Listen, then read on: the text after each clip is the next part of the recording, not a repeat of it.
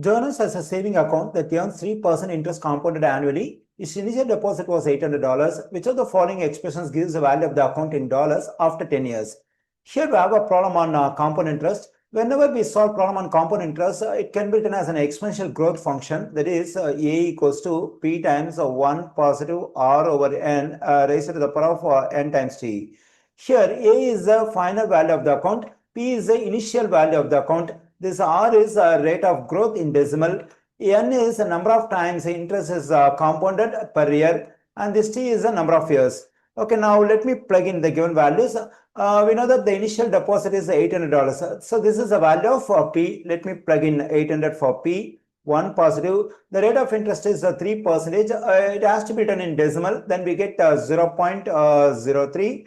As I said, N is the number of times interest is compounded per year. Here the information says interest is compounded annually. That is, interest is compounded once in a year. Then the value of N is 1. Let me plug in the same 1 for N over here. Times this T is the number of years. Here number of years is 10. Let's plug in 10 for T over here. A equals to 800 times, when I divide 0.03 by 1, still I'm getting 0.03. When I add 0.03 to this 1, I'm getting 1.03.